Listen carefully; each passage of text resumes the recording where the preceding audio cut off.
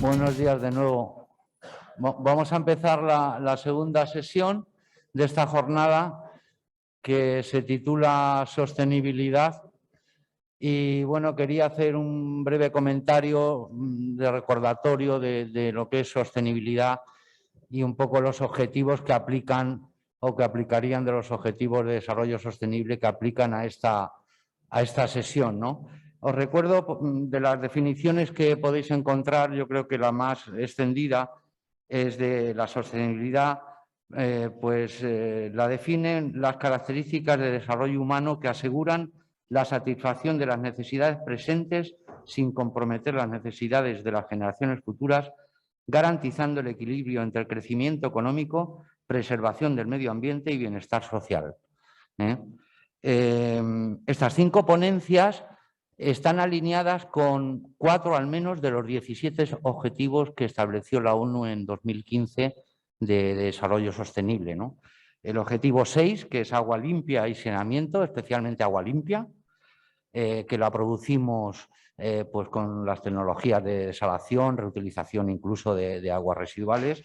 El objetivo 7, energía asequible y no contaminante. Como hemos visto en las anteriores también ponencias. El 9, que es industria, innovación e infraestructura, con el aumento especialmente se incide en el aumento de la eficiencia energética, que vamos a ver aquí ahora en estas ponencias. Y finalmente el objetivo 13, que es acción por el clima, reducción de los gases de efecto invernadero, íntimamente relacionados también con la reducción de consumo energético, ¿no? Para ello, la primera ponencia, que tiene por título La visión estratégica para soluciones globales eficientes y sostenibles con una línea completa de máquinas eléctricas, soluciones para el mercado del agua, de web, que la presenta Javier de la Morena. Y una breve presentación de Javier. Javier es responsable de grandes cuentas y marketing en Web Ibérica, filial española de la multinacional Web, líder en diseño, fabricación y venta de equipos eléctricos para multitud de sectores, como el de agua y su tratamiento, y desarrolla la coordinación con grandes clientes, ingenierías e integradores de sistemas para proyectos tanto a nivel nacional como internacional, aparte del marketing nacional. Tiene una dilatada experiencia en sectores como el industrial, informático o energético. Adelante, Javier. 20 minutos, te avisaré con 2 minutos de antelación. A ver si nos podemos ceñir al tiempo. Bueno, pues espero que se me escuche. ¿Se me escucha? Buenos días a todos. Bueno, pues es un placer estar hoy aquí participando en este importante evento organizado por AEDIR, volver un poco a la normalidad de eventos presenciales, y queríamos agradecer a la organización pues, el importante esfuerzo que conlleva este tipo de eventos, ¿no? Vamos a hablar hoy mucho de sostenibilidad, de eficiencia o de futuro, y nos gustaría empezando con un pequeño vídeo de Beg, ¿no? Para abrir un poco boca, terminar un poco el tema de café y demás. ¿No se escucha?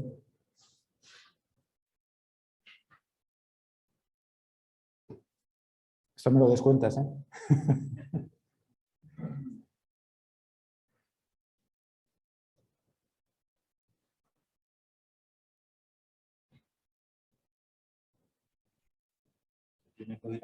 Sí. Antes la prueba ha salido bien. Ya sabes, el riguroso directo es lo que pasa.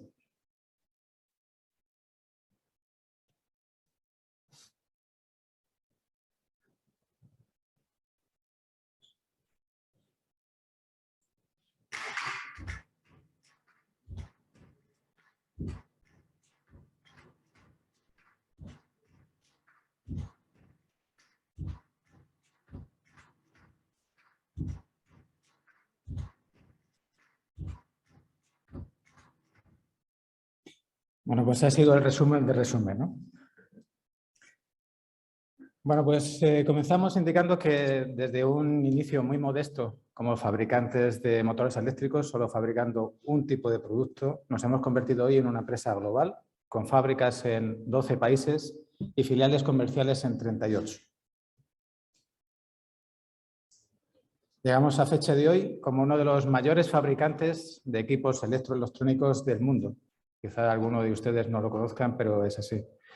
Hoy vendemos en más de 135 países, empezando, como decía antes, de cero. Actualmente tenemos un portafolio de productos muy amplio, una plantilla de más de 36.000 empleados, todos ellos repartidos por todo el mundo, y somos reconocidos como una empresa ejemplo de gestión y de alta productividad. Entrando en lo que es el concepto hoy de jornada, entendemos que el escenario que se presenta para los próximos años trae algunos desafíos, ¿vale? La demanda de eléctrica o de energía eléctrica continuará creciendo. El gran desafío a ser superado globalmente será equilibrar la creciente demanda global de energía eléctrica y las demandas de la sociedad. Esto conlleva equilibrar el crecimiento de la urbanización con la reducción de emisiones de gases de efecto invernadero, con el uso más eficiente de los recursos y otras prácticas de ESG extremadamente importantes para el futuro de la sociedad. En este concepto o en este contexto de tendencias mundiales, BEC está identificando cambios en los patrones de demanda, como aumentar la eficiencia de los sistemas de accionamiento compuestos por motores eléctricos, reductores y variadores, a los que llamamos motion drives, los cuales forman parte o conforman la parte preferida de accionamiento y tendrán que evolucionar tecnológicamente para ser cada vez más eficientes. Es lo que habitualmente se emplea para el accionamiento de bombas, compresores o cualquier otro tipo de sistema conducido. La electrificación continuará siendo la forma más eficiente de uso de energía. Hoy hemos visto otro tipo de transformaciones y porque actualmente, que sepamos nosotros, no hay ninguna tecnología que sustituya a los equipamientos eléctricos de forma más eficiente, al menos a fecha de hoy. Mañana ya veremos a ver lo que sucede. Los sistemas de gestión de energía serán cada vez más necesarios para el control de cargas y racionamiento de consumo. Es algo que progresivamente estamos avanzando, creo que todos los fabricantes. El almacenamiento de energía será fundamental en la electrificación, en la movilidad y en el crecimiento de las energías renovables. Es algo que también hemos visto en la presentación que hemos tenido la oportunidad de ver esta mañana. El crecimiento de la movilidad eléctrica está creando una nueva fase en la electrificación del mundo, con incrementos muy significativos de lo que es la previsión de consumo energético, y va a conllevar un problema muy añadido en lo que es la estructura de electrificación ligado a ella, ¿no? Y sumando a todo ello, las industrias y las máquinas se volverán más automatizadas y digitalizadas, siempre buscando el aumento de la productividad y de la eficiencia energética. Finalmente, todo lo que es digitalización se verá totalmente potenciado. En ese mundo más electrificado, más eficiente, más verde y más digitalizado es donde las principales iniciativas de regulación interna de BEG ganan protagonismo por estar alineadas con las tendencias globales unidas a un desarrollo sostenible del planeta. Hoy me toca hablar de sostenibilidad. El desarrollo de nuevos productos y soluciones marcadas o pautadas en concepto de innovación, tecnología y sostenibilidad nos llevan a concluir que el planteamiento de BEG para los próximos años debe, en líneas generales, mantener el foco en los siguientes negocios.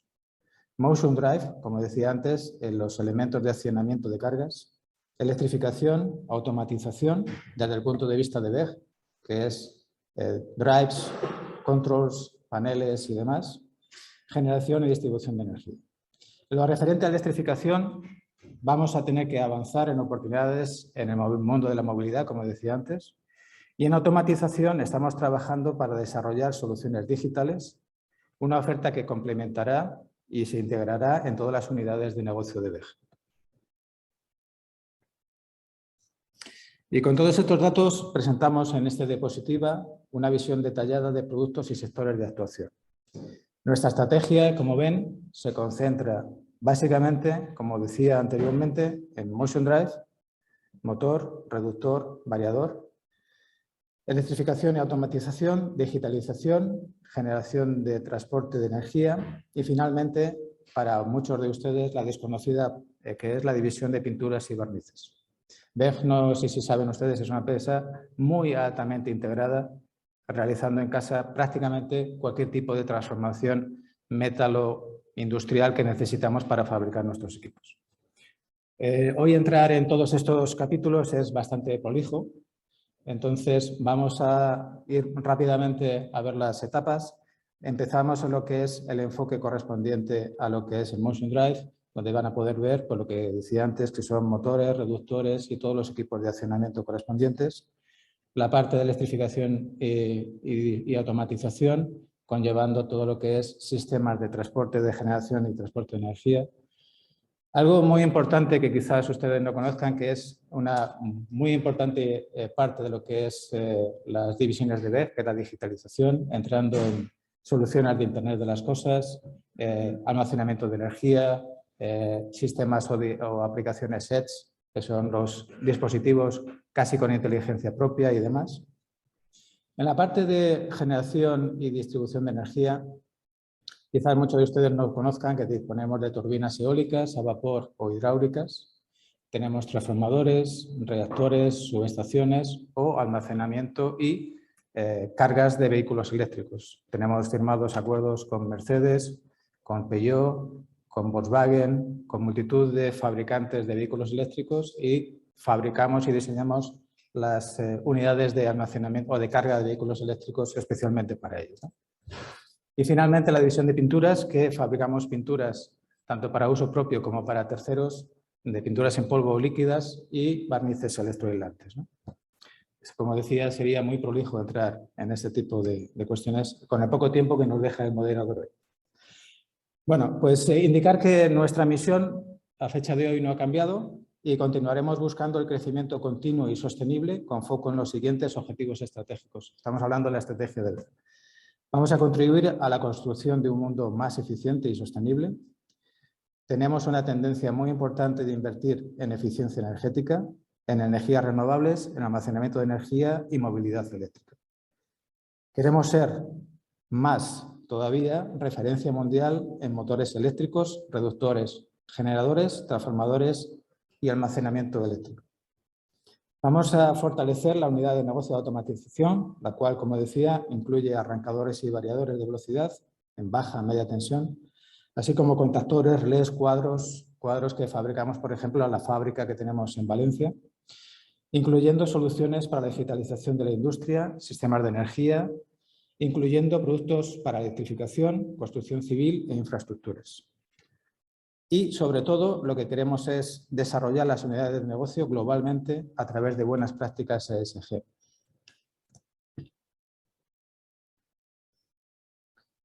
Hablando de prácticas ESG, desde la fundación de BEG, como decía en la época de los 60, la visión de la empresa siempre fue crear una cultura organizacional alineada a las prácticas ESG. En aquel momento ni se sabía lo que era ESG. Con el pasar de los años, esas prácticas y procesos han sido perfeccionadas de acuerdo con el contexto interno y externo de la compañía y con la evolución del tema de sostenibilidad en la última década, buscamos cómo entender mejor de qué forma BEG podría continuar con este contexto, minimizando el impacto en nuestras operaciones, la relación con nuestras partes interesadas o aportando al mercado soluciones de menor impacto ambiental. Hoy tenemos un portafolio de productos alineados a las demandas de ESG. Quizás no sepan ustedes que somos firmantes de los Objetivos de Desarrollo Sostenible de la ONU y somos reconocidos por índices importantes del mercado como una empresa de buenas prácticas ESG, como pueden ver en la pantalla. Entendemos que cuanto más desarrollemos y fortalezcamos nuestra gestión de ESG, mejor serán los resultados en la generación de valor a corto, medio y largo plazo. Adicionalmente, entendemos que eso contribuye a un control mayor sobre riesgos y mantiene a la empresa creciendo de manera, como decía antes, continua y sostenible.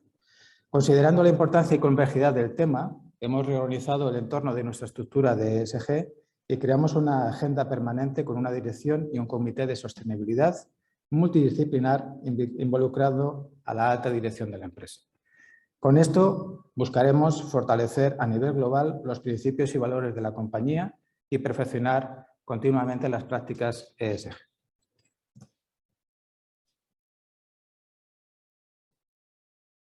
El planteamiento estratégico de BEG, en este caso nos estamos abriendo un canal con ustedes, nos lleva a trabajar en los siguientes frentes.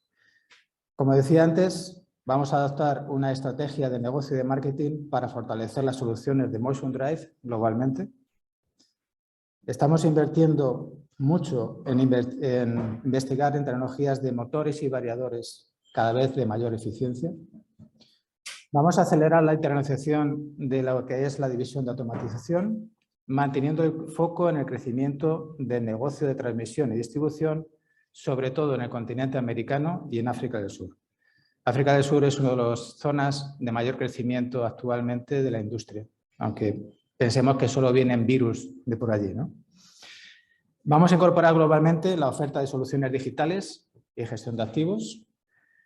Vamos a homogeneizar globalmente los patrones de rendimiento y productividad a nivel de aplicación de las directivas internacionales y vamos a estructurar la compañía para el fortalecimiento de la cultura BEG, que está muy arraigada, pero queremos establecerlo más con acciones de ESG. Simplemente como recordatorio, la visión estratégica de BEG es la de suministrar soluciones completas y eficientes en una completa línea de máquinas eléctricas desde la generación hasta el consumo final de esa energía. En cuanto a datos mundiales sobre el agua, creo que ustedes conocen mejor que nosotros cuáles son esos datos de necesidades a nivel internacional de generación de agua, lo más limpia posible y lo mejor tratada, ¿no? Realmente significar la importancia de este bien tan preciado y, por otro lado, escaso en muchas partes del mundo. Continuando o ampliando algunos puntos que tan brillantemente se han visto esta mañana, nos gustaría mostrar un pequeño resumen de dónde estamos nosotros en este campo a fecha de hoy. Seguramente que el año que viene esto haya cambiado, pero a fecha de hoy, bueno, pues es lo que tenemos, ¿no? Como ven, estamos en el mercado de las plantas fotovoltaicas con instalación propia, como decía antes, generación eólica con aerogeneradores propios, en las PCHs, las pequeñas centrales hidráulicas con turbinas y generadores propios, lo que es renovables, biodiesel en general, ¿no?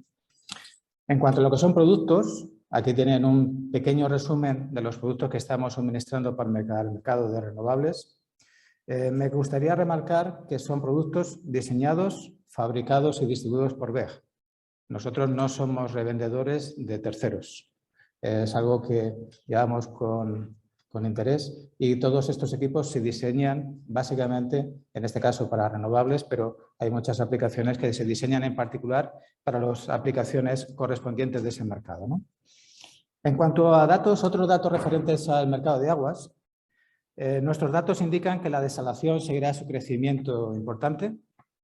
Se requieren de empresas globales para proyectos globales, responsables de negocios en los principales mercados con un abanico importante de productos, que los proveedores, importante, tengan experiencia en las necesidades de los clientes finales y, sobre todo, que los OEMs tengan suministradores de confianza para garantizar el buen funcionamiento de sus equipos. Por muy buena bomba que estén ustedes instalando, si el motor que lo acciona es una birria, el conjunto no podrá ser bueno. Las soluciones de alta eficiencia o alto rendimiento son habituales en BEG y estamos viendo que cada vez se utilizan más, no solamente por requerimiento de la normativa vigente, que también, sino por el aporte de un valor extra que la empresa que construye la planta, el EPC, o por la solicitud del cliente final. En este caso, BEG puede ayudarles de una manera muy activa en este campo. Y en lo que respecta a la industria 4.0, quizá para alguno de ustedes sea sorprendente que BEG hable de industria 4.0. En este apartado ya tenemos disponible a nivel mundial un software que llamamos Motion Fleet Management, el cual les ayudará a conocer cómo se encuentran los motores, los variadores, los reductores y otros equipos de la planta, esté donde esté la planta y esté donde esté usted. Estamos hablando de gestión de activos, estamos hablando de mantenimiento predictivo, cómo integrar las plantas en la industria 4.0. Está disponible, podemos solucionar cualquier duda que ustedes puedan tener. Se instala en motores, en reductores, en bombas, en compresores, los sensores que tenemos disponibles. Es muy probable que alguno de ustedes se pregunte si BEG tiene experiencia en el sector del agua. Otros, por el contrario, ya saben que estamos participando en el suministro de equipos para proyectos a nivel mundial y también nacional los cuales están implementándose de una manera pues, muy brillante, creemos, por empresas que están ubicadas en España. Creo que a nivel mundial es conocido que España es la primera potencia en cuanto a lo que es el mercado de aguas, ¿no? Es importante indicar que aportamos soluciones de muy alta eficiencia diseñadas a medida para cada proceso especial de cada epicista. Ustedes no se adaptan a nosotros nos adaptamos a ustedes. Ustedes no tienen por qué utilizar una máquina estándar nuestra, sino que nosotros diseñamos la máquina para sus aplicaciones. Para ir terminando la presentación y cumplir un poco de tiempo, me gustaría reforzar que nuestra misión de crecimiento continuo sostenible se verá mantenida y potenciada. Y permítame terminar con otro vídeo donde se hace referencia a datos de la eficiencia de los productos BEG. A ver si esta vez funciona. Ahora sí.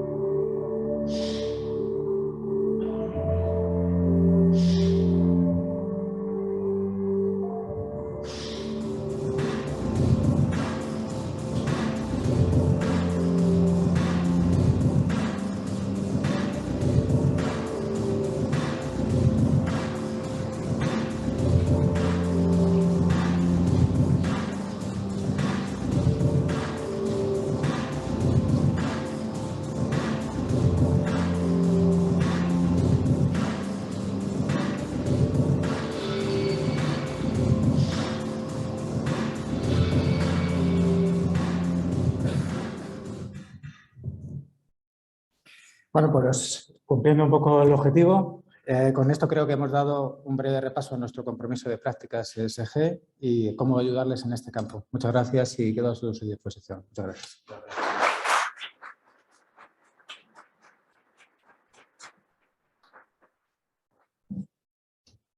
Vamos a la segunda ponencia, titulada Soluciones innovadoras para mejorar e incrementar la sostenibilidad de los procesos de desalación.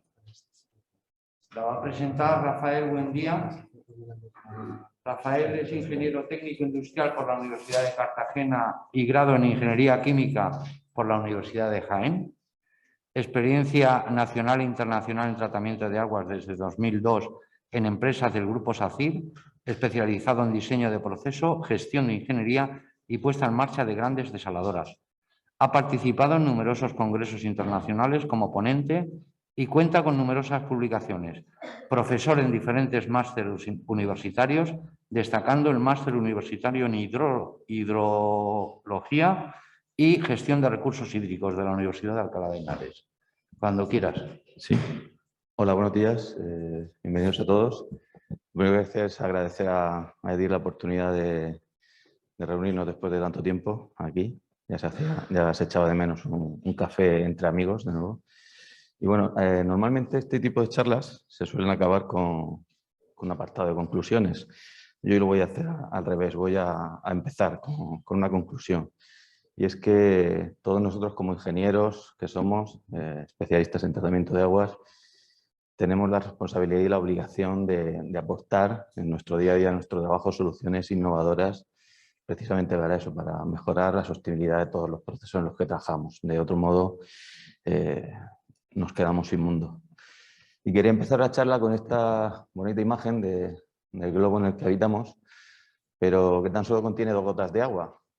La primera, la más grande, corresponde a la cantidad de agua dulce que hay disponible en el globo. Todo el resto o es tierra o es agua salada. La gota pequeñita es de esa cantidad de agua, la cantidad que tenemos, a la cual tenemos acceso en ríos y lagos, ¿vale? Si eso lo trasladamos a porcentajes, estamos hablando que solo el 0,75% de toda el agua que tenemos en el globo es el agua de que disponemos para los más de 7.800 millones de personas que habitamos la Tierra, ¿vale? ¿Eso a qué nos lleva? Pues desgraciadamente a que todos los años mueren más de 3,5 millones de personas al año por falta de agua potable en cuanto a cantidad, calidad o acceso. Se estima que en 2025 1.800 millones de personas vivirán en países o regiones con escasez de agua y 2/3 de la población mundial vivirá bajo estrés hídrico. Para todos son familiares este tipo de imágenes, ¿no? Las tenemos ahí grabadas en la retina, las famosas episodios de sequía de Somalia, Etiopía, desastres naturales como en Haití, las inundaciones de Honduras o el típico, ¿no? La fusión de los casquetes polares, que nos estamos quedando sin ellos. Pero bueno, eso nos queda un poquito lejos a todos, ¿no? Está, bueno, el tercer mundo.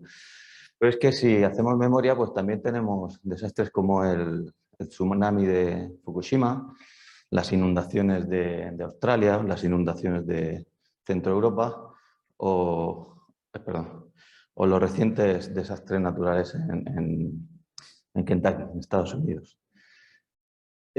¿Por qué he puesto eso? Pues porque claramente tenemos que hacer algo contra el cambio climático y está en manos de todos nosotros. De lo contrario, todo eso se irá incrementando cada vez más.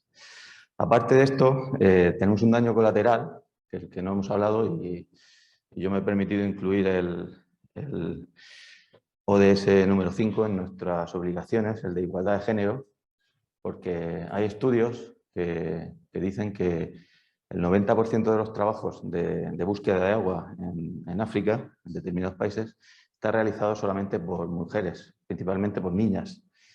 Ocupan más de 6 horas al día exclusivamente a buscar agua para llevar a las familias, ¿vale?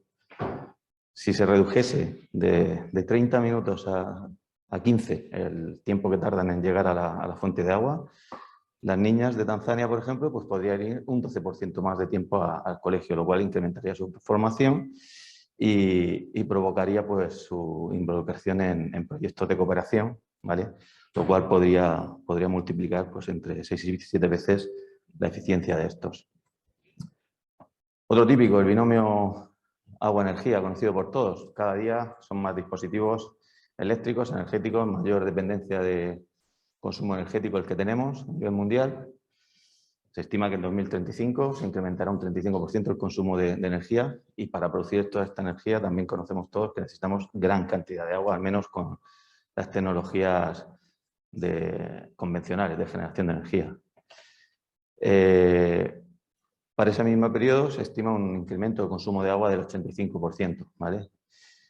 Esto, si lo cuadramos o lo combinamos con que actualmente 2.800 millones de personas se encuentran bajo un grave estrés hídrico y 2.500 millones de personas están con acceso limitado o deficiente a electricidad, pues nos lleva a que efectivamente el cambio climático afecta no tan solo al sector energético, sino también al agua y están combinados y ligados íntimamente. ¿Qué podemos hacer nosotros como técnicos en tratamiento de aguas o en desalación principalmente? O al menos yo. Bueno, pues intentar actuar como he comentado en la conclusión del principio, ¿no?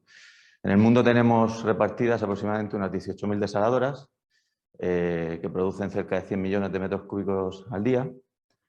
59% de ellas son de agua de mar, ¿vale? Y el 71% afortunadamente ya utilizan membranas de ósmosis inversa. España estamos en el 5º lugar en cuanto a capacidad instalada según los datos que tengo, no, pero vamos, por ahí andamos. ¿Por qué ha habido este crecimiento de la desalación? Pues gracias a que desde los años 70 hasta la actualidad, pues el consumo energético se ha visto reducido drásticamente, sobre todo gracias a la aparición de las membranas, que frente a los procesos térmicos han producido un ahorro energético brutal, y a los recuperadores de energía, básicamente. Aquí en esta gráfica se puede ver que fecha 2020, pues ya se dobla la capacidad de producción producida mediante membranas respecto de los procesos térmicos. En España estamos bastante más avanzados, estamos ya casi en el 90% de producción frente al 51% a nivel mundial. Otro hándicap que tenemos siempre cuando se plantea el hacer una desaladora, de hecho en interior es muy complicado, siempre la pregunta es ¿qué hago con la salmuera? ¿Qué hago con el vertido? Bueno, pues ahí hemos intentado reflejar diferentes ideas, diferentes posibilidades que tenemos no solo de gestionar la salmuera, sino también de intentar extraerle todo lo positivo, que es mucho, que tiene dentro. Actualmente exclusivamente nos dedicamos a la descarga y vertido, a veces concentración un poquito, pero al final acaba en vertido. El cual también tiene muy mala fama, pero ahí en la foto de arriba, eso es el punto de descarga de salmuera de la desaladora de Birmingham, que ahora después hablaré de ella, en el que se puede ver que hay abundante fauna marina, incluso caballitos de mar con lo sensibles que son ellos a los cambios en la calidad del agua. Es decir, este es otro punto en el que tenemos que incidir también en aprovechar las salmueras. Bueno, y ahora quería hablar un poquito sobre todo de un par de proyectos en los que hemos intentado hacer algo en este sentido, ¿no? Aportar nuestro granito de arena. Primero es la desaladora que hicimos en Birmingham, en Western Australia. Se hizo en 2 fases, la capacidad de producción total es de 300.000 metros cúbicos día. ¿Vale? Es una desaladora con ósmosis inversa, en el que cuando planteamos el diseño, la construcción y la operación futura, nos planteamos varios objetivos de sostenibilidad. El primero es que necesitábamos una fuente sostenible de energía para alimentarla. Quisimos diseñar con uno de los consumos energéticos más bajos del mundo. Queríamos hacer un control de especies marinas, autóctonas, de mamíferos durante las obras. De hecho, se detectaron varios cetáceos durante las obras. Construimos un corredor de possum, que es este simpático animalito que tenemos ahí, que habitaba antes que nosotros estuviéramos allí. Hicimos una integración paisajística y arquitectónica bastante importante. Se entrenó a los operadores en el manejo de animales peligrosos como las serpientes, arañas y demás para neutralizarlas y devolverlas a su hábitat sin que ello supusiera un peligro para los operadores ni para los animales. Se intentó hacer una obra no invasiva, una obra marina no invasiva, mediante microtunelado, y se utilizó la política de no utilizar productos químicos, lo cual nos permitía devolver todas las aguas de lavado químico directamente al mar sin ningún tipo de tratamiento de efluentes, porque ahí en Australia, si no le adicionas ningún químico, está permitido. Bueno, aquí en esta imagen he puesto pues, la típica foto de la tuneladora, ¿no? Ahí haciendo el túnel y el perfil en el que se ve pues, que no afectábamos en absoluto el perfil playero al hacer nuestras obras. Ligados a esta planta se construyeron dos parques, uno eólico, que estaba situado a 400 kilómetros al norte de Perth, con 22 turbinas, una generación de 55 megavatios, y otro parque, este solar, fotovoltaico, el cual se construyó de 10 megavatios con posibilidad de ampliar a 40, ocupaba 80 hectáreas y tenía 150.000 paneles fotovoltaicos incluidos en el parque. Con esto alimentábamos la capacidad de la planta. Y el segundo ejemplo que quería poner es nosotros construimos y explotamos la desaladora de Cuevas del Almanzora desde hace pues, casi 20 años ya. Ha sufrido varias ampliaciones, o hemos disfrutado de varias ampliaciones, mejor dicho. La producción actual es de 20.000 metros cúbicos día y hace unos años se nos encargó realizar una ampliación más para un agua que tenía disponibilidad, un agua un poco especial. Es que tenía ciertos problemas de calidad, mucha cantidad de hierro y demás, y estaba a una cota 185, ¿vale? Entonces lo que hicimos fue diseñar el pretratamiento para eliminar ese hierro y demás a nivel de pozo, y desde allí dejábamos caer el agua por una conducción existente hasta la planta, que la tenemos a la cota más 10, ¿vale? ¿Eso que nos permitía? Pues restando pérdidas de carga y demás, pues nos permitía alimentar directamente al bastidor de ósmosis inversa sin ningún tipo de bombeo adicional. Es decir, somos capaces de producir energía pues, con ese consumo energético ridículo, de 0,02 kWh metro cúbico, que corresponde pues, exclusivamente al contralavados de filtros, sistema de control asociado y poquito más. Haciendo el cálculo, para un año de 320 días de producción somos capaces de ahorrar pues eso, casi 2.000 megavatios hora en la instalación, ¿vale? Bueno, y su consiguiente reducción de consumo específico, perdón, de producción de CO2. Y bueno, aquí he querido poner otros, simplemente la fotografía, porque ya no hay tiempo, tengo que dejar el micrófono a mi compañera, Elena. Otros ejemplos en los que en mayor o menor medida pues hemos intentado también incorporar todo este tipo de tecnologías. En la potabilizadora Abrera, que hicimos ese enorme parque solar también, Águilas 2, Hojarasquita y Jonet. Y con esto pues le dejo el turno a Elena.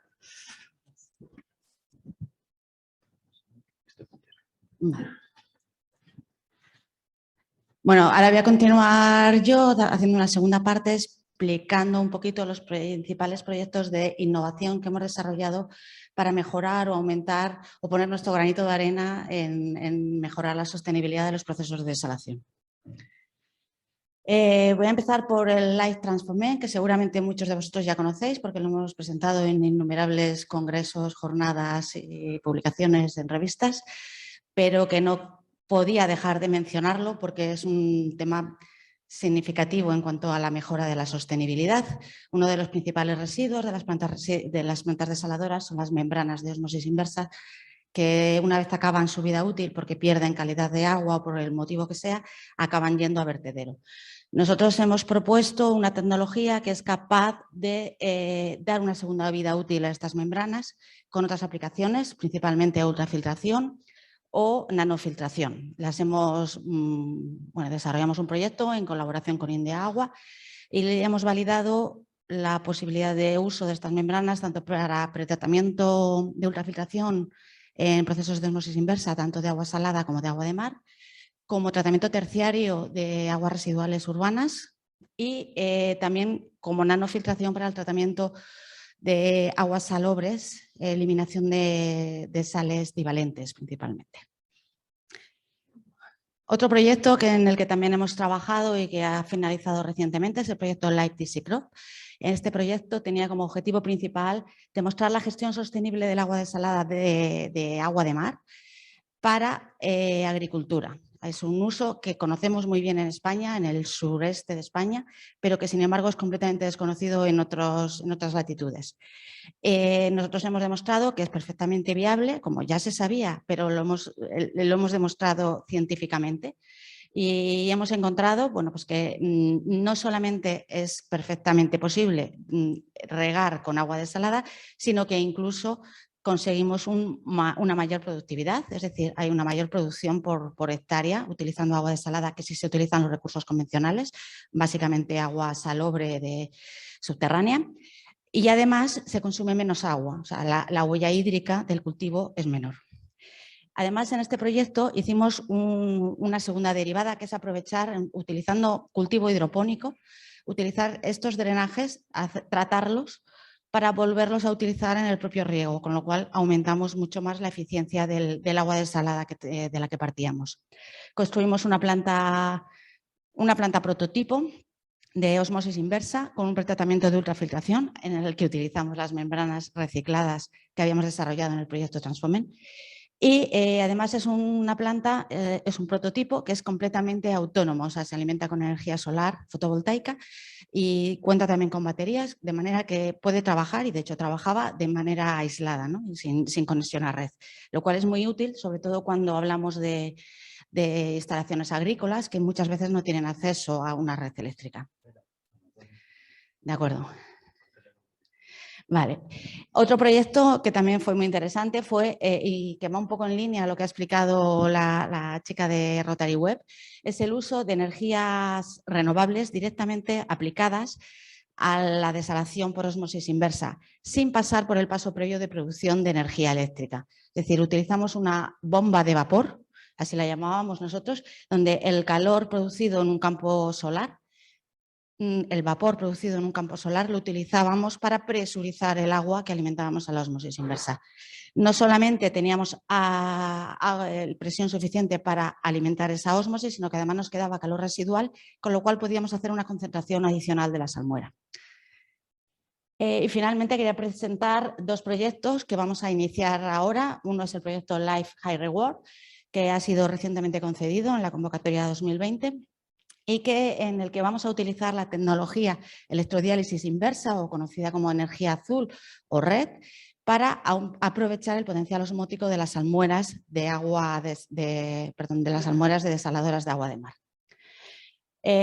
Bueno, es un proyecto que en principio tiene dos posibilidades. La primera es producir directamente energía eléctrica de esa salmuera, con lo cual vamos a reducir el consumo energético, o potencialmente podemos reducir el consumo energético del proceso de desalación, pero además podríamos utilizar esa salmuera una vez pasada por el proceso red, vamos a tener una corriente más diluida, con lo cual podemos aumentar la conversión global de la planta, ¿vale? Sin aumentar el pretratamiento y sin aumentar las obras de captación.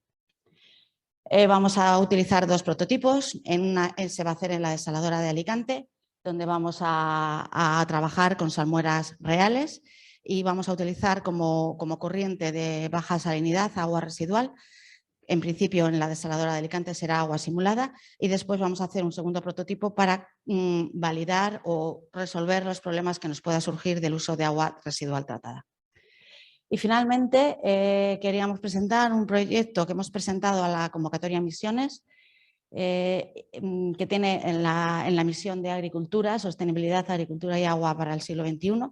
El nombre del proyecto es SOS Agua 21 y tiene como objetivo investigar soluciones tecnológicas que permitan desarrollar estrategias de gestión y tratamiento eficiente de recursos hídricos en el sector agrícola. Es un consorcio liderado por SACIR Agua, en el que intervienen 8 grupos empresariales y 7 universidades y centros de investigación, y bueno, estas son las principales líneas de investigación. Recibimos la semana pasada la confirmación de que tenemos una resolución provisional positiva, con lo cual esperamos que podamos llevarlo a cabo y hacer todas esas ideas que teníamos planteadas. Esto es todo. Muchas gracias. Gracias.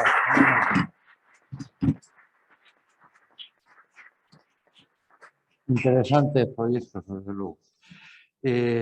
La tercera ponencia, que se titula Ósmosis inversa en circuito cerrado, la presenta Antonio Casañas, de DuPont.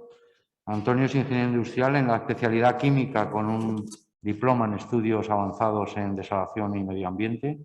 En el 89 empezó su actividad en Dow Water and Process Solutions, ahora en DuPont Water Solutions, y ha pasado varios tipos ha estado en varios tipos de responsabilidades dentro de esta empresa, desde la técnica, participando en diseños y puestas en marcha en muchas de las mayores desaladoras por todo el mundo. Esto tengo que decir que me consta que hemos batallado mucho, desde hace años tú y yo, en estos temas. Es verdad.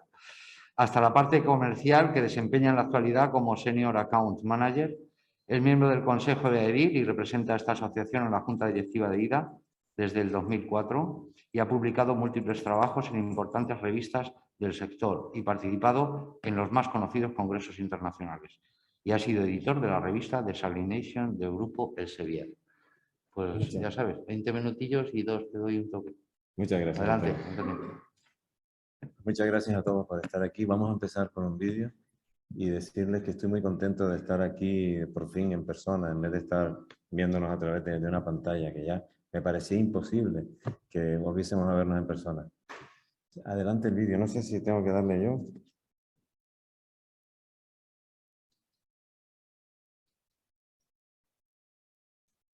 Me metí la pata aquí.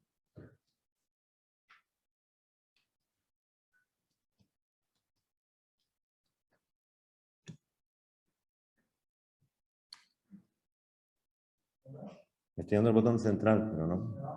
El de abajo. Pero parece eso. Vale, ya va. The magnificent lotus, beautiful and pure, thriving in dirty water and living with remarkable beauty, strong and robust, resilient and lasting many years, cleansing and purifying. It's nature's answer to cleaner waters. And just like the lotus, DuPont Be-Free pre-treatment technology offers purity, simple sophistication. Is our answer to cleaner osmosis standards. So, how is it? Be-Free has a specially designed medium at its heart. It pre-treats impure water in a compact vessel by creating a constant biostatic environment that eliminates the detrimental effects of biofouling. Biostratum grows evenly in between the top layer particles, called the stratum layer. The media layer underneath the stratum layer is a safeguard that ensures that discharged water is biostatic, even after the system is started up. When it reaches a certain an automatic backwash of water and air is activated to remove excess biomass. Biomass waste is flushed out from the top of the system, while at the same time the medium is retained. The Be-Free system enables a compact multi-tech solution designed for easy upgrade or superior new build. The Be-Free vessel-based media technology enables modular configurations that are scalable to suit any capacity. Your membranes are protected with Be-Free pre-treatment technology. It keeps them clean. Ultimately, Be-Free pre-treatment technology takes away the trouble, maintenance, and expense associated with biofouling for more system and a low total water cost. DuPont Be-Free, purity with simple sophistication. DuPont Water Solutions, possibility flows with us. Bueno, el producto que se ha presentado aquí no tiene nada que ver con lo que voy a presentar ahora, pero es un desarrollo de DuPont para, y digo bien DuPont, ¿no? Ni siquiera viene de Dow, ni siquiera ha sido una empresa comprada, como es lo que voy a hablar ahora, para proteger las membranas del crecimiento biológico. Es una resina. Ahí fuera hay folletos que verán, explica un poco mejor en detalle, pero no voy a perder más tiempo con eso, solamente quería que lo vieran porque el vídeo particularmente me parece muy bonito, muy fino, muy delicado. Ahora sí, voy a hablar de la ósmosis inversa en circuito cerrado. Que digamos que ahí, como se ve en la primera transparencia, se ve un águila volando. El águila representa el futuro y es que el mensaje es que por fin el futuro emprende el vuelo, como vamos a ver ahora. El por qué hace falta esta tecnología. Si nos analizamos la historia de la desalación y vemos todos los hitos que ha ido habiendo a lo largo de los años, vemos que desde el año 1978, cuando ya se hicieron las primeras membranas de multicapa delgada, el esquema de una desaladora, desde entonces hasta ahora, prácticamente ha sido el mismo. Es una caja de presión con 6, 7, en algunos casos 8 membranas. Para aumentar el factor de conversión se añade después otra segunda etapa e incluso a veces una tercera etapa. Una bomba de alta presión y ya está, siempre el diseño es el mismo. De hecho, lo único que ha habido desde el año 78 hasta el año 2008, lo único que hubo ha sido desarrollo. Los fabricantes de membranas se dedicaron a desarrollar diferentes tipos de membranas, pero en lo que es la tecnología en sí, estamos haciendo lo mismo que hacíamos en los años, principios de los años 80. En el 2008, Desalitec por fin dio un paso revolucionario, la empresa Desalitec, y patentó la ósmosis inversa en circuito cerrado. Que la primera planta se instaló ya, después de ese primer invento, de primeros pilotos, la primera planta se instaló en el 2012, y a partir de ahí ha habido un crecimiento exponencial en plantas instaladas, hasta un total de 250 plantas, y en el año 2020 fue cuando DuPont, en su ansia de comprar empresas con la última tecnología, decidió comprar Desalitec. El único cambio que ha habido, que ahora se llama Desalitec dentro de la división de Dow, en vez de terminar en Che, termina en C, Desalitec, pero el fundamento es el mismo que tenía y que desarrolló Desalitec.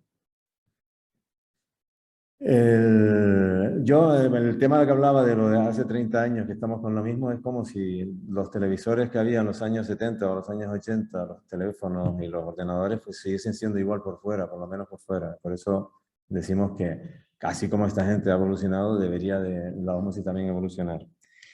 El por qué hay necesidad de esto. Por un lado tenemos la industria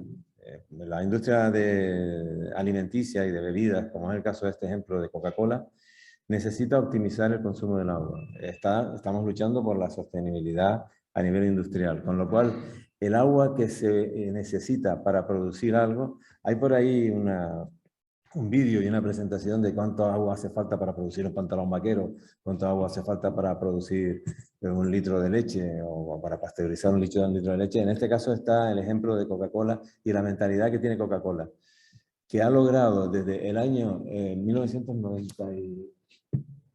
2004 hasta ahora en reducir, para producir 1 litro de Coca-Cola necesitaba 2,7 litros y ahora ya va por 1,92 litros.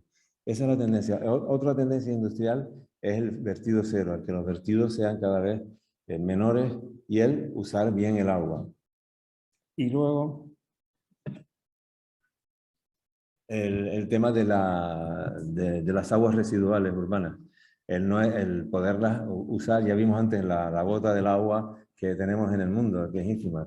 La población sigue creciendo. Dentro de unos años, en el año creo que 2050, si no recuerdo mal, vamos a ser el doble de los que somos ahora. O sea, y el agua seguirá siendo la misma. Desde la época, desde hace 4.500 millones de años que existe la Tierra, no ha habido aportación de agua desde fuera de la Tierra. Ni hemos inventado, bueno, si se puede hacer agua, pero sale tan caro que no se va a hacer nunca el fabricar agua con el hidrógeno y el oxígeno. Entonces, lo que decía antes del esquema de una desaladora, esta es la planta desaladora típica. Imaginemos que estamos hablando de una desaladora de un agua de reutilización, de un terciario, por ejemplo. Tenemos una bomba de alta presión, tenemos un sistema en doble etapa, con una doble etapa podríamos llegar al 75%, en este caso estamos viendo que son cajas de presión de 7 membranas, y vemos cómo el color azul empieza por el azul celeste, no me atrevo a tocar, el azul celeste que sería el agua con menos concentración de sales, cómo se va oscureciendo, porque la concentración de sales a lo largo de todo el proceso se va incrementando. En estos casos, el factor de conversión va a depender de la longitud del sistema. O sea, si del 75% que puede tener este diseño, queremos pasar a un 80 o a un 85%, en estos casos habría que añadir una tercera etapa. ¿Cuál es la desventaja de eso? Y que estamos acostumbrados a vivir con ella, es que la bomba hay que diseñarla para que la membrana última de todas, la de más azul, produzca un permeado. Entonces, precisamente al final, que cuando más concentrado está, es cuando requerimos más presión y la bomba va a darnos, por toda la pérdida de carga del sistema, menos presión. O sea, es una especie de contrasentido. Lo contrario pasa con los caudales, el flujo y el flujo. El flujo es mucho más laminar en la última membrana, que es cuando más sal hay. O sea, si se va a producir una incrustación salina, va a ser ahí. Y en las primeras membranas, como tenemos la bomba de muy alta presión, lo que producimos, para poder llegar a la última, lo que producimos es un flujo específico muy elevado, con lo cual la primera membrana se nos va a ensuciar más. O sea, va a haber un ensuciamiento en la primera membrana excesivo y un riesgo de incrustación en la última membrana. Sí, entonces la idea, a mí me pasó, yo podía haber sido el inventor de esto, lo que pasa es que se me escapó, porque en una planta terciaria de las primeras que se hicieron en España, me acuerdo que teníamos un problema, que habíamos diseñado, tenía una ultra de pretratamiento.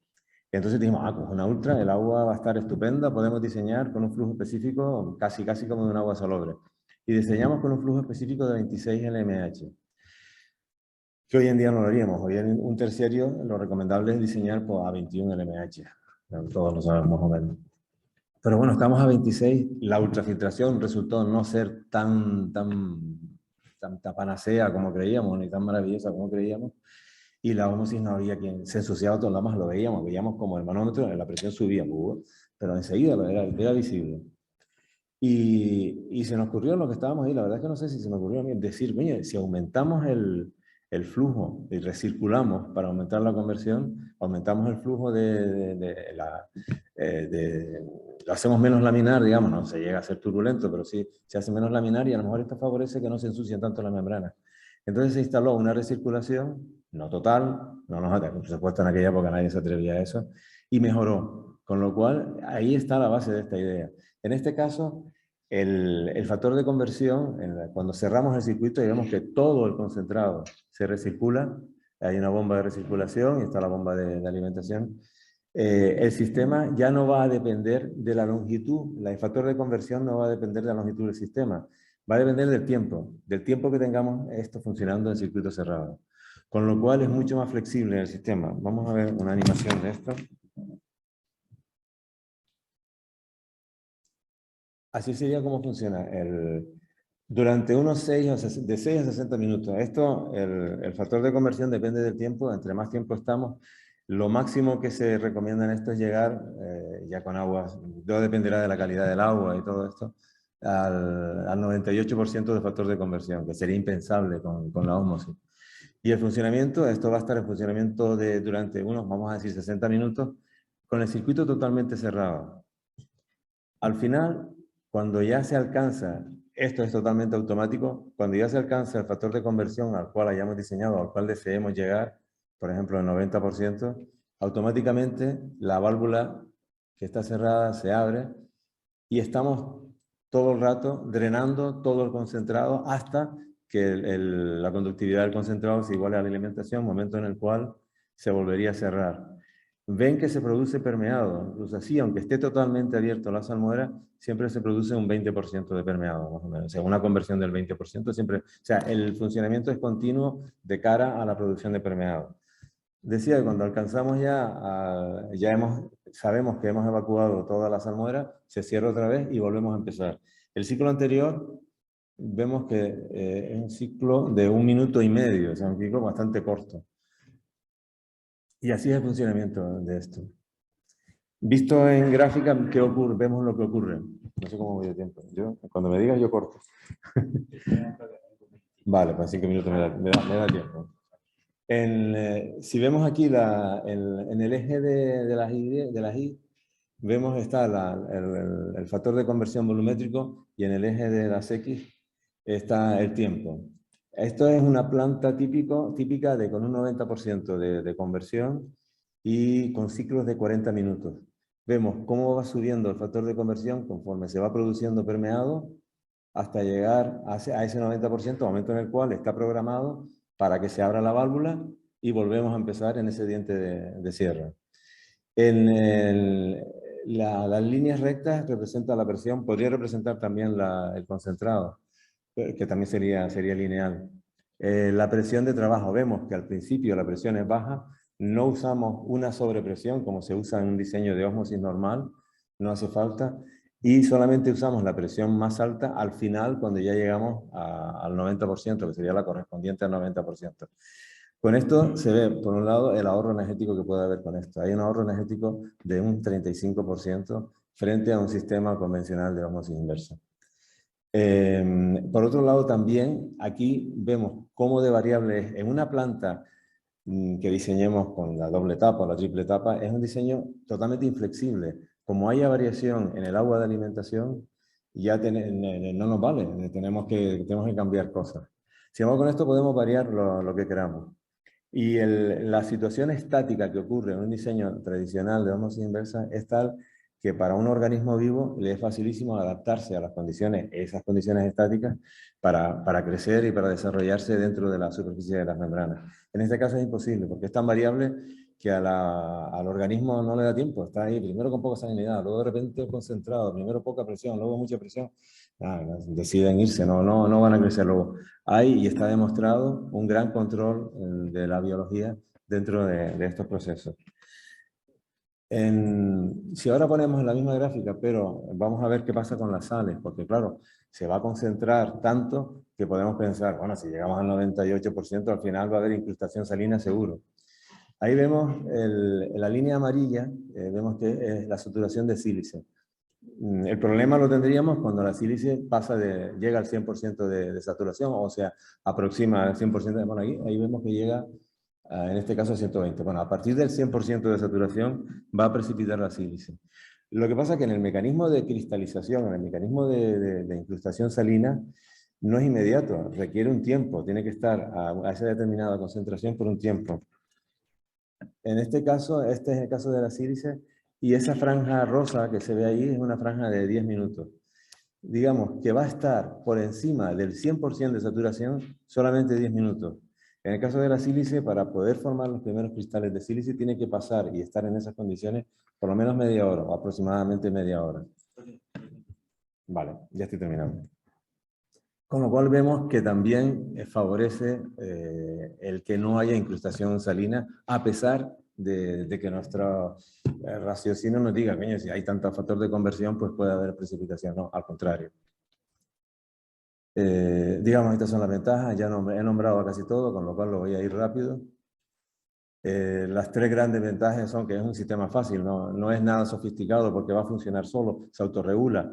Si varía el agua de alimentación, hay un ejemplo aquí ahora de una planta que varía de 200 microsiemen a lo largo del año a 2000 microsiemen. Hay plantas en España que les ocurre eso. Tenemos el caso del Ataval que varía de 600 a 6000 miligramos litro. Este se autorregula y cambiaría, simplemente iría cambiando el factor de conversión. Luego que lo que acabo de decir, que es fiable, y luego que es eficiente. Yo quería, bueno, esto está ya en el programa del WAVE, está. Estos son los ejemplos que ya para terminar, esto es una de las de Coca-Cola, que lo que quieren es reducir el consumo del agua. Ya Coca-Cola ha comprado 6 plantas de estas. No me la ha comprado a mí, pero la ha comprado en el mundo. Este es el caso en el desierto de Arizona, que es un proceso industrial donde el problema que tenían era la frecuencia de limpieza. Se reduce la frecuencia de limpieza con este sistema muchísimo. De plantas, creo que esta limpiaba, lo pone por ahí, no sé, 4 veces, de 16 veces al año, pasó a limpiar 4 veces al año, o sea, la cuarta parte. Y luego la planta esta Esta es una que está en California y que es una salinidad variable. Ahí vemos en color oscuro la conductividad de entrada, cómo va variando a lo largo de los días y cómo automáticamente la CCRO varía la conversión según haya más o menos salinidad. La variación de conversión va desde el 75% hasta el 95%. Y yo ya lo doy por terminado. Muchísimas gracias.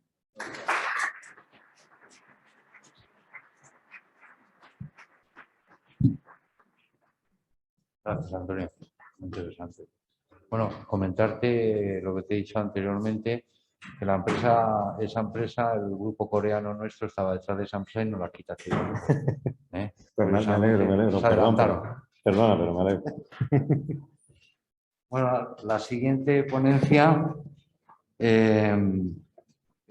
habla sobre desalación y energía renovable. La da Rafael Ramos. Rafael Ramos, que es máster en Dirección y Gestión de Empresas del Instituto de Estudios Superiores de Ingeniería y Empresa. Hizo Ingeniería Técnica Industrial en la especialidad Electrónica Industrial por la Universidad Politécnica de Madrid en el 2021.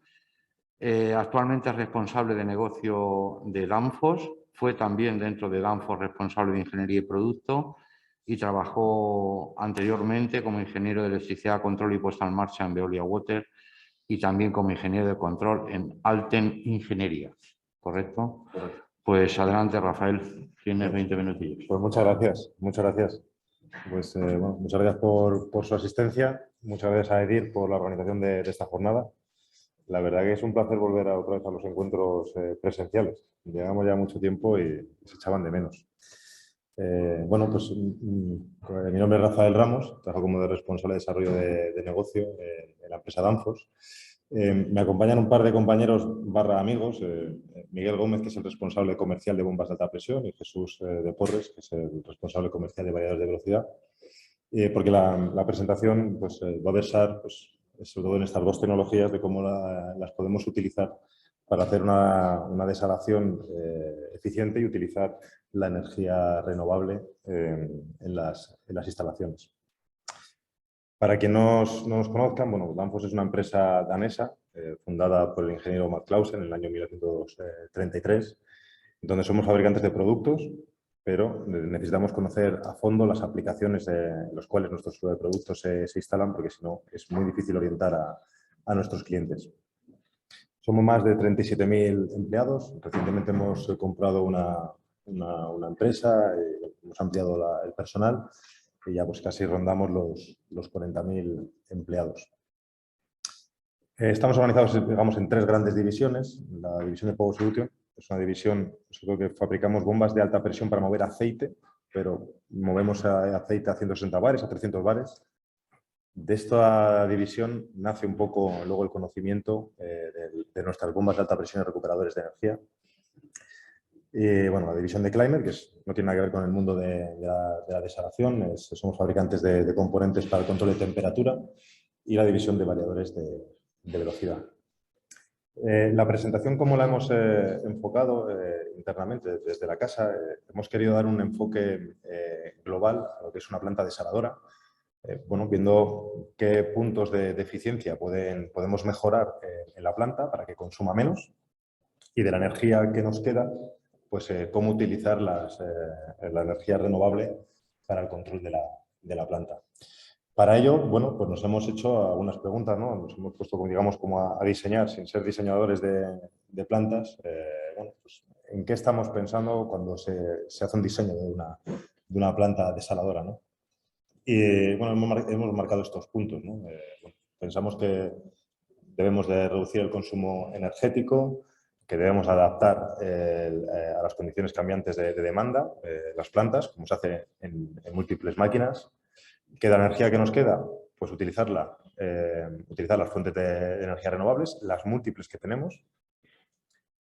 Debemos tener una planta que no se interrumpa desde el punto de vista de alimentación eléctrica, resistente, y si alguna vez hay que reparar y mantener, que sea flexible y fácil. Desde el punto de vista de reducción de consumo de energía, vemos que los datos de partida de cualquier máquina, también pasa en la desalación, pues tomamos las condiciones más severas, ¿no? Más desfavorables para el dimensionamiento de la planta, ya sea por caudal, por presión, por temperatura, salinidad, etcétera, ¿no? Entonces, pero estas condiciones, como todos sabéis, son cambiantes. Son cambiantes en demanda, son cambiantes en temperatura, y creemos que debemos de dotar a la instalación de elementos de control, de elementos para poderse adaptar a estas cargas parciales, ¿no? Además, estamos viendo, vamos, yo llevo en la empresa 11 años, que todas las plantas, todas las instalaciones que vemos hidráulicas, independientemente si son de agua potable, residual, desalación o clima, están un pelín sobredimensionadas. Todos los ingenieros metemos nuestros factores de corrección, y luego cuando vamos a comprar los materiales, pues bueno, pues vemos que está la planta algo sobredimensionada, y bueno, pues creemos que hay que dotar de estos elementos para ajustar a un correcto dimensionamiento. Al final hemos puesto aquí una fórmula muy sencilla, ¿no? Al final, la eficiencia de un sistema, de cualquier planta, es que los componentes sean lo más eficientes posibles y que el control sea lo más eficiente posible. Y para eso debemos tener un control modular. Y esta filosofía la vemos en nuestros coches. Todos tenemos un coche que tenemos una caja de cambios donde podemos adaptar la condición, las velocidades a la marcha, tenemos un freno, tenemos un embrague, un acelerador, y vamos a cambiar las condiciones de trabajo del coche en función de las condiciones del tráfico. Los ingenieros han dimensionado el motor a 240 km/h, a unas revoluciones de 6.000, pero nunca funcionamos a ese régimen de trabajo, sino que nos adaptamos a las condiciones cambiantes, ¿no? Y bueno, pues es, digamos, aplicar una filosofía muy parecida a la desalación. Es por ello que creemos que nuestra experiencia nos dice que las bombas de pistones son las bombas más eficientes que ahora mismo en el mercado, en todo su rango de operación, sobre todo si lo comparamos con bombas centrífugas, que en rangos de operación pues que estén al 30 al 40% de su carga, pues pierden eficiencia. Y bueno, pues apostamos por estas bombas como elemento, es el mayor consumidor de las plantas desaladoras, y bueno, creemos que estas plantas pues, nos pueden hacer ahorrar energía, ¿no? Del mismo modo, una vez que utilizamos bombas de alta presión, normalmente utilizamos recuperadores de energía. también la experiencia nos dice que los recuperadores de cámara isobárica son los más eficientes del mercado. Hay muchos fabricantes, nosotros bueno, pues, apostamos nuestro conocimiento en los recuperadores iSafe, que tienen la bomba booster integrada y bueno, pues nuestra tecnología hasta 10.000 metros cúbicos día la vemos bastante competitiva en precio, sobre todo cuando comparamos con otras tecnologías.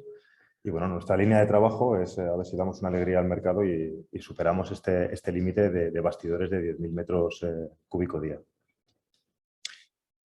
Adaptable a las condiciones cambiantes, lo que planteamos es un sistema modular. Pero un sistema modular tanto en bombas, en recuperadores, como en variadores. Vemos que hay plantas que solo tienen una bomba muy grande y claro, esta bomba cuando se tiene que reparar, cuando se estropea, pues nos quedamos sin agua.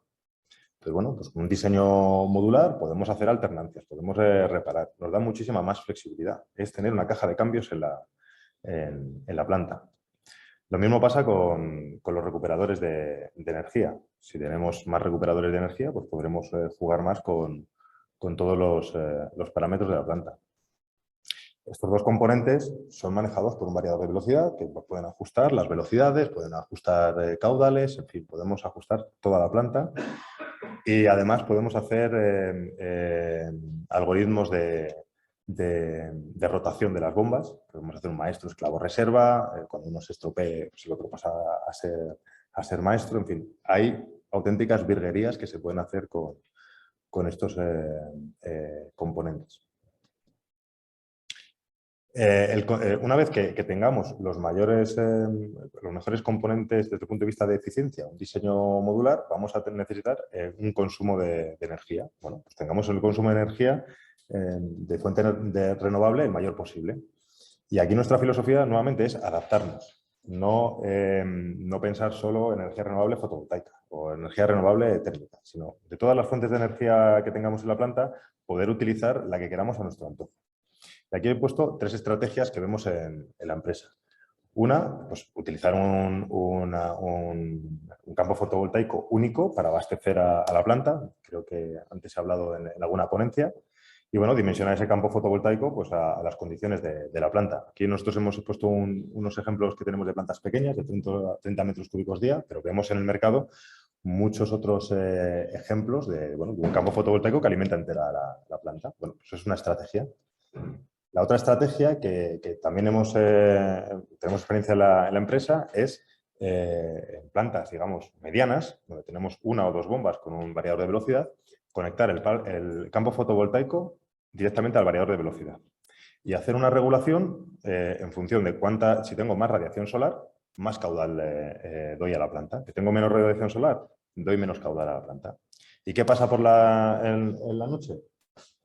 En la noche, pues bueno, pues si el usuario quiere cambiar a la red eléctrica, pues el variador de velocidad tiene una toma también de entrada tanto en alterna como en continua, cambiamos a alterna y ya está. Bueno, para plantas medianas es una opción, fotovoltaica o red o generador o lo que queramos. El otro sistema que es mucho más completo, sobre todo pensando en plantas mucho más grandes, son sistemas híbridos de energía.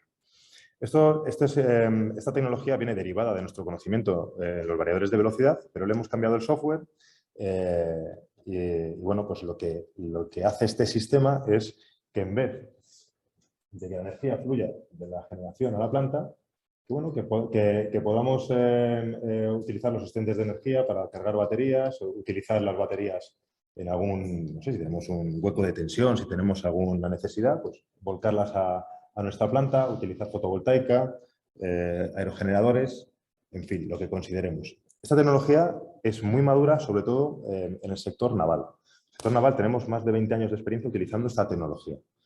En España hemos hecho muchos proyectos en el sector naval, también la estamos trasladando al sector industrial. Es cierto que en el sector de agua pues todavía no hemos tenido la oportunidad, pero al final un barco es una gran instalación que flota. Entonces, bueno, pues creemos que puede ser muy útil para este sector. Este sistema funciona de esta forma. Tenemos una red eléctrica, abastecemos el bus de comunicaciones, o sea, el bus de continua de los variadores, o generamos una red eléctrica con la parte del transformador, pero si queremos un generador también, y si queremos los dos a la vez también, en fin, podemos utilizar la fuente de energía que queramos. Pero a su vez también la podemos conectar a unas placas fotovoltaicas, a una pila de hidrógeno o a cualquier fuente que sea de alterna o de continua. Y bueno, pues podemos conectar también a esta red. Al mismo tiempo que queremos instalar unas baterías e ir almacenando, pues también se puede hacer. Es dar toda la libertad y toda la flexibilidad al cliente, a los instaladores, para que puedan utilizar cualquier fuente de energía.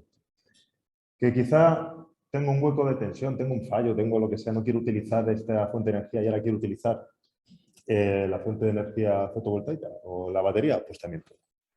Es decir, dar la mayor flexibilidad a la hora de utilizar cualquier fuente de energía para alimentar pues, nuestra planta desaladora o nuestra planta de agua. Que a lo mejor no queremos utilizar ningún tipo de fuente de energía y queremos operar como actualmente. Lo que vemos en países que no están tan desarrollados como el nuestro es que tenemos redes eléctricas muy débiles que nos llevan a la parada continua de la planta debido a los huecos de tensión. Bueno, pues en este caso nuestros variadores tienen un algoritmo que lo que hace es que cuando tenemos un hueco de tensión, las bombas pues, reducen un poquito su velocidad y cuando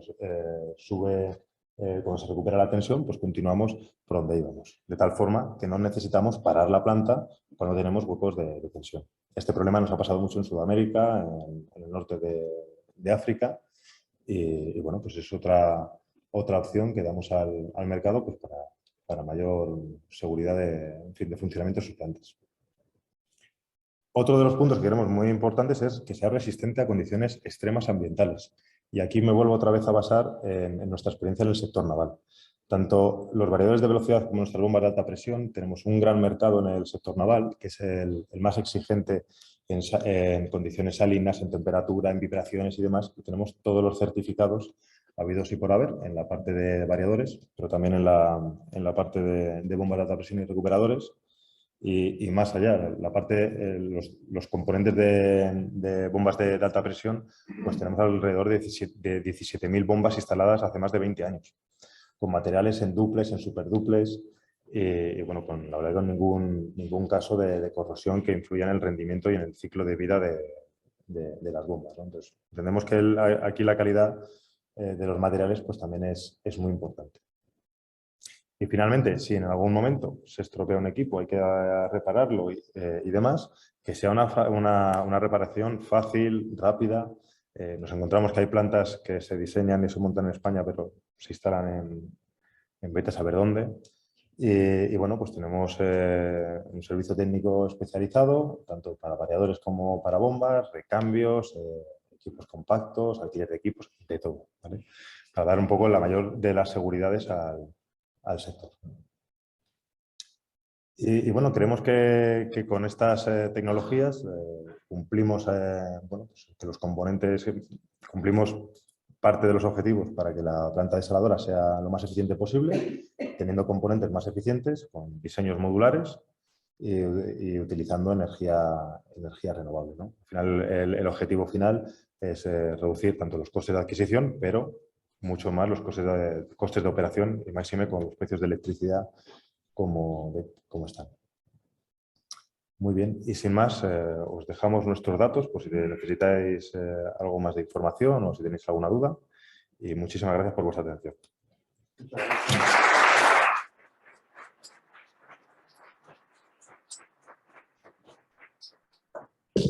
La última ponencia de esta sesión antes de la mesa redonda es aportes a la sostenibilidad de la desalación, perspectiva de un fabricante de membranas. La da Álvaro Lagartos de LG Chem. Álvaro es ingeniero químico con casi 15 años de experiencia en desalación y tratamiento de aguas que ha desempeñado entre América, Australia y Middle East, y de hace 5 años trabaja como ingeniero en aplicaciones para LG Chem, dando soporte técnico a Europa y África. Pues adelante, Álvaro. Vale. Muy buenas a todos y gracias por la introducción. Bueno, la última presentación de esta jornada. Yo, pues, como habéis oído, os quiero daros un poco el aporte que podemos hacer desde un fabricante de membranas, ¿vale?, para mejorar la sostenibilidad, en este caso energética, de la desalación. Creo que fue Antonio al principio iba mencionando esto, ¿no? Estos son los objetivos de sostenibilidad, ¿vale? Que se marcaron en el año 2015. Para todos y todas los que estamos en esta sala, para todos los que vivimos en este país, en Europa y en el mundo. Esto es un objetivo común de todos, ¿vale?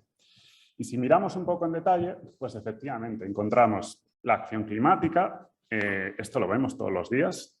Hace 4 días teníamos la cumbre de Glasgow, ¿verdad? Nosotros lo sabemos bien porque el Mediterráneo es una zona bastante sensible al cambio climático y esto obliga a que, por eso estamos aquí, entre otras cosas hoy, aportar energías diferentes que disminuyan las emisiones, ¿no? Y el efecto invernadero. También tenemos el objetivo número 6, que habla del acceso al agua potable y al saneamiento. He visto antes distintos números, obviamente estos números van cambiando de año en año.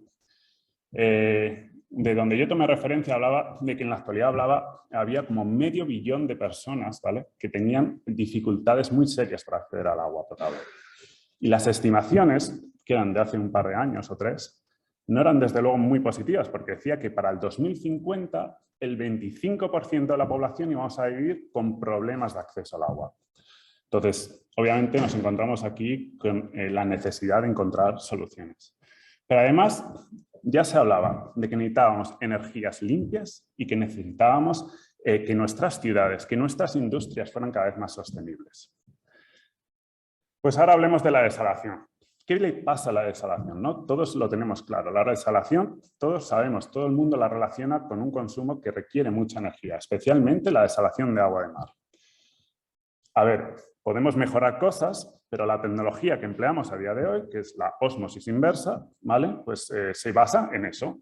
Tenemos una presión osmótica y esto va a tener siempre unos límites, porque al final la presión osmótica la marca la concentración de sólidos disueltos que tenemos en el agua. En el agua de mar es cierto que las cosas han ido mejorando. Si bien hace 15 años posiblemente las plantas grandes estaban produciendo agua quizá en torno a los 4 kWh por metro cúbico, hoy por hoy los últimos proyectos, ya sobre todo estos megaproyectos, ¿no?, hablan ya más en torno a 3 kWh. Aún así, el consumo energético sigue siendo muy elevado, en particular, como digo, en el agua de mar. Hemos visto que hay tecnologías, energías renovables que se van aplicando, ¿verdad? Aquí hemos hablado de la aplicación de los paneles fotovoltaicos. Es cierto que estas plantas, me ha gustado mucho escucharlo porque yo tenía dudas. Yo he visto estas plantas, yo ya hace 8 años, recuerdo, ayudar a una empresa de aquí de España, yo vivía en Australia, a introducirlas. Sobre todo siempre las veo relacionadas, ¿no?, con situaciones de emergencia, zonas remotas, lo cual en Australia hay muchos, ¿no?, y no hay acceso ni a electricidad ni a agua. Pero le preguntaba el otro día a mi compañera Silvia, digo, no acabo de ver yo proyectos grandes, ¿no?, con todas estas placas solares, y me preguntaba un poco por qué, y bueno, un poco con lo que has dicho lo he entendido bastante. Y si bien todas estas medidas al final lo que intentan es que las plantas se puedan autoabastecer totalmente, quizá sea complejo, pero por lo menos parcialmente, ¿no? Y esperemos que esto cada vez se vea más. Pero la segunda foto que veis es de una planta que existe, es una planta que está en Canarias y tiene ya molinos de viento desde hace años y mucha parte de la energía que emplea ya se autoabastece. Y luego puse esta, porque conceptualmente sé que no es nuevo, la desalación en profundidad, pero sí que es cierto que en los últimos años he oído hablar bastante de ella. Sé que hay empresas españolas, sé que hay proyectos que están. Y bueno, lo que digo, todo esto al final el objetivo es que se autoabastezcan, ¿no?, energéticamente. Y entonces digo, bueno, vale, pues ¿qué podemos hacer? ¿Qué puedo hacer? Yo represento a LG, fabricamos membranas de ósmosis. Y pensando en las membranas, ¿qué hay, no? Entonces, se me ocurría que 3 cosas. La permeabilidad de las membranas, el rechazo de las membranas y la pérdida de carga, ¿no? Cuando pensamos en la permeabilidad, pensemos en las membranas. Las membranas, ¿no?, se definen, normalmente definimos un valor A, que es relativo a la permeabilidad, un valor B, que es relativo al paso de sales, y normalmente nos encontramos con esto, membranas de alto rechazo, que son capaces de darnos muy buena calidad, pero permeabilidad es más baja, y al contrario, membranas de ahorro energético, que lo que nos dan es un poco lo contrario, mucha permeabilidad, poco rechazo, ¿no? Lo ideal, obviamente, sería estar un poco bueno, perdona, estoy señalando, ¿no? En esta zona, ¿no? Aquí nosotros, por ejemplo, tenemos esta membrana, la LGSWES, ¿vale? Que es una membrana de ahorro energético, ¿vale? Esta membrana es de las primeras que sacamos, lleva como 10 años. Y en cuanto a permeabilidad, es verdad que es una membrana muy competitiva, tiene mucha permeabilidad, pero no es la que más permeabilidad tiene en el mercado. Pero lo importante no es siempre mirar solo la permeabilidad. Al final, se trata de mirar la relación que hay entre permeabilidad y rechazo. Esta membrana llega hasta el 99,8 de rechazo de sales. Eso quiere decir que es una membrana que se puede aplicar a multitud de proyectos. Es cierto, si yo fuera a hacer un proyecto y me preguntáis una membrana y vamos al Middle East, por ejemplo, con temperaturas muy altas, seguramente no la recomendaría, ¿vale? Pero sí que es cierto que valdría para multitud de proyectos con temperaturas más bajas o hibridándola. Si tenemos membranas que son muy permeables, pero no son capaces de mantener un rechazo de sales, al final su utilidad será muy residual porque no nos valdrá para muchos proyectos. Luego el rechazo, un poco alineado con lo que os acabo de contar, ¿vale? Si pensamos el rechazo, ¿qué tiene el rechazo? Si yo tengo una membrana, ¿vale? Que tiene la misma permeabilidad, pero yo mejoro el rechazo, en las mismas condiciones de presión, mejoro la calidad, ¿no? Mucho. Si lo formulamos de otra manera, decimos, bueno, si yo tengo un proyecto, ¿no? Y decir, bueno, quiero este proyecto con esta calidad y esta producción, que es como normalmente se pregunta, pues yo soy capaz de generar una configuración que sea capaz de cumplir con los criterios de calidad y requerir menos energía. Y por último, si pensáis en proyectos múltiples, ¿no? Con varios pasos, me refiero, pues también cabría la posibilidad de que me permita reducir sustancialmente el segundo paso, porque la calidad que consigo en ese primer paso es mucho mejor. Y ahí, por ejemplo, nosotros, ya en su día, cuando empezamos con las membranas de alto rechazo, tenemos 3 modelos, ¿vale? R, GR, SR. La R sería de alto rechazo, la que tiene mayor permeabilidad, luego vendría la GR y luego la SR. La primera generación que lanzó LG, ¿vale? O con Nano H2O, cuando era también, ya alcanzaba un rechazo del 99,85, que de aquella ya era lo que había más alto en la industria. Y finalmente, hace 3 años, lanzaron la segunda generación, que ya llega a 99,89. Sé que vemos estos números, tampoco parece que las diferencias sean tan sustanciales, pero al final tiene un impacto que os voy a enseñar. O sea, hay modelos para los mismos modelos, es decir, con las mismas permeabilidades, pero se ha empujado y se ha conseguido rechazos mayores. Pensemos desde el punto de vista del diseño ahora mismo, ¿vale? Si yo cojo, como os iba contando, si yo tengo un sistema, ¿vale? Con la misma permeabilidad, pero mejora la calidad, estas son condiciones del agua del Mediterráneo. Seguro que aquí todos estamos bastante familiarizados con ellas. En estas condiciones concretas, este ejercicio hecho realizando un diseño con las membranas de segunda generación de LG y comparándolo con otro fabricante de membranas con menor rechazo, vemos que podríamos mejorar en torno a un 30% la calidad del agua permeada, ¿vale? Pues esto es el margen que tendríamos para mejorar un diseño, ¿de acuerdo? Y conseguir un diseño más competitivo energéticamente y aportar ese granito de arena que, como varios habéis comentado, cada actor que estamos involucrados en el proceso de desalación o el tratamiento de agua deberíamos tratar de aportar. Segundo ejemplo, como os decía, ¿qué pasa si lo aplicamos al revés? A mí cuando me solicitáis, Álvaro, por favor, necesito un diseño, ¿vale? Para esta planta. Normalmente me decís, necesito que el agua permeada cumpla tanto, es decir, que tenga un TDS o una concentración de X por debajo de cierto valor y un volumen. Pues si cogemos en este caso son condiciones del mar del Caribe, ¿de acuerdo? Una planta con estas capacidades hago el mismo ejercicio, un diseño con las membranas de segunda generación del LG y un diseño con membranas de otro fabricante que tiene menor rechazo. En estas condiciones, ¿vale? En este ejercicio de diseño, somos capaces de encontrar un diseño que disminuye en 2,5 bares, ¿vale? La presión requerida. Si pensamos, no sé si no hice hincapié tanto en la gráfica que ponía de los consumos, ¿vale? De los costes de operación. El consumo energético representa más de un 50%. Si representa más de un 50%, un 5% definitivamente tiene un valor muy importante. Y por último, el ejemplo que os decía, ¿no? Si tenemos múltiples pasos, pues como pasa mucho, ¿no? Y un split para el permeado, este diseño muy habitual, ¿verdad? En zonas de aguas más calientes, en todas las grandes desaladoras, yo creo casi del Middle East se diseña así. Si yo tengo un diseño donde el primer paso tengo la misma permeabilidad, ¿vale? Hice el mismo ejercicio con membranas segunda generación del LG, membranas de la competencia, esa calidad, como os ponía antes en el primer ejemplo, es mucho mejor que con el otro diseño. Si ya tengo un diseño con un agua de mucha mejor calidad, ¿qué me permite? Me permite incrementar el bypass. Cuando incremento el bypass significa que estoy reduciendo el tamaño. O sea, ese segundo paso, como veis en este ejemplo, esto obviamente está en base a unos números en particular. Pero aquí, en este ejemplo, se puede abaratar o disminuir el tamaño en torno a casi un 24%. Y además, la calidad del agua que va a ser tratada en ese nuevo paso, pues también es mejor. Con lo cual necesito una bomba que me dé menos presión, más pequeña, ¿vale?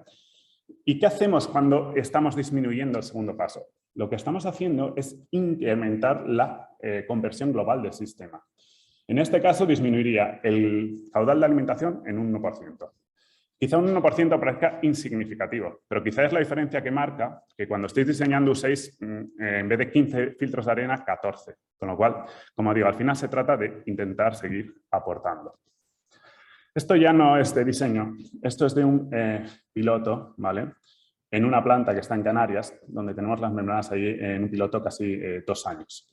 El bastidor tiene membranas nuestras de primera generación. Se habían instalado, cuando empezó el pilotaje, llevaba meses, ¿vale? Funcionando. Con lo cual, fue una oportunidad muy buena para tener unos datos representativos de lo que podríamos obtener en un sistema real, ¿no? Más allá de cosas de diseño. La configuración del bastidor tenía nuestras membranas de primera generación 2GR, 5R. Si os acordáis, antes os he dicho que la R tiene más permeabilidad que la GR, ¿vale? En este caso, las diferencias de permeabilidad entre la configuración del bastidor y el pilotaje son en torno al 5%. Bueno, pues los resultados fueron que con un 5% más de permeabilidad mejorábamos la calidad un 15%, ¿vale? Porque tienen mayor rechazo. Disminuíamos la presión que necesitaría un bastidor en 0,8 bares y esto representaría un 1,5%, ¿vale? por ciento aproximado del consumo. De nuevo, quizá en estas condiciones el ahorro parezca, bueno, un 1,5%, pero como os he dicho, se trata de aportar, porque cuanto más reduzco yo este consumo, ¿no? menos tienen que aportar otros. Y por último os iba a hablar de la otra característica de las membranas, que es la pérdida de carga. La pérdida de carga en agua de mar es más poco significativa en comparación con las presiones totales, ¿no? Al final solo tenemos una etapa, entonces al final es una pérdida de carga de ¿cuánto? 0,7, 0,8, 1 bar, ¿vale?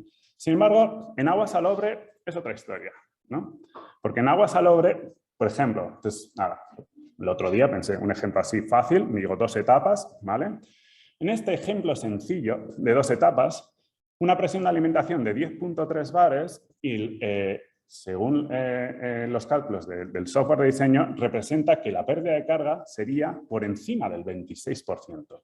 Con lo cual, mejoras en la pérdida de carga en membranas para agua salobre tiene un impacto bastante significativo. ¿Quién es el responsable de la pérdida de carga para las membranas? ¿Vale? Normalmente es el espaciador de la alimentación. Este espaciador tiene varias funciones, ¿no? Físicamente separa capas de membrana, ¿vale? Tenemos sobres de membrana y se separan con el espaciador. Pero el objetivo principal cuando se instala también es porque lo que necesitamos es disminuir la concentración de la polarización. Necesitamos mejorar, ¿no? la mezcla que se produce ahí, ¿no? Pues la concentración de la polarización es un efecto común en los procesos de membrana. Consecuentemente, ¿qué pasa? Al final está también la resistencia que opone al agua, con lo cual me genera una pérdida de carga. Y también como consecuencia nos genera zonas estancas. Las zonas estancas son donde hay menor velocidad, donde hay más propensión para que se produzcan los ensuciamientos, etc.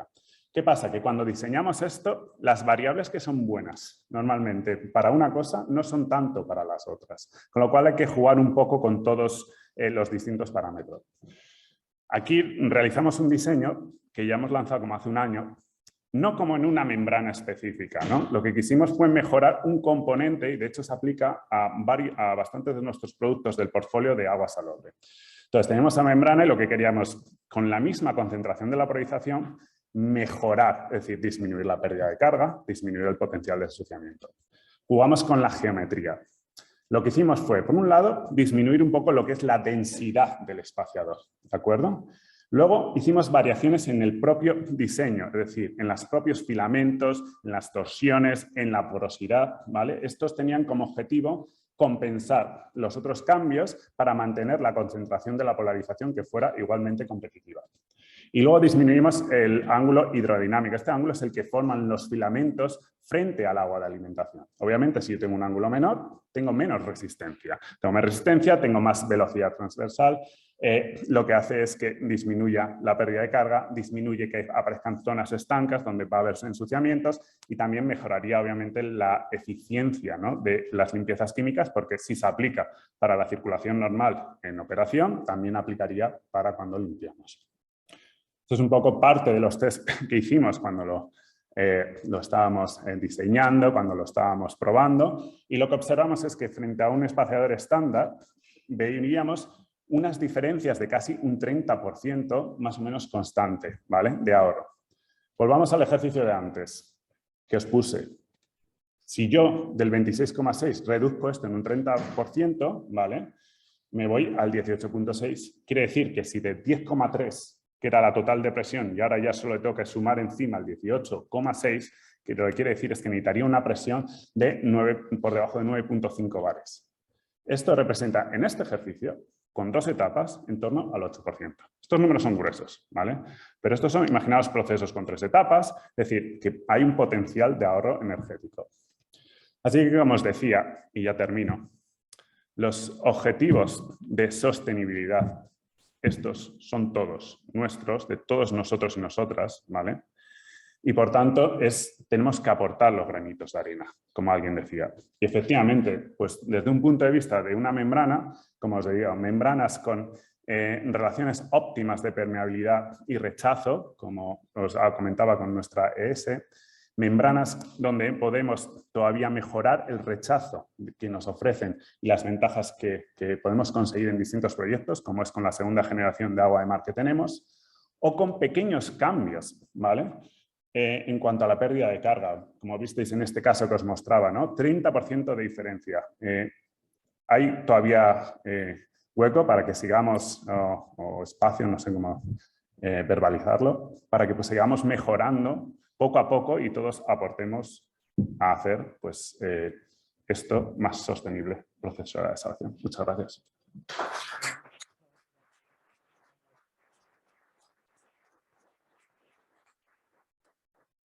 Tenemos 5 minutillos como máximo de preguntas. Si tenéis alguna pregunta rápida que puedan contestar los ponentes.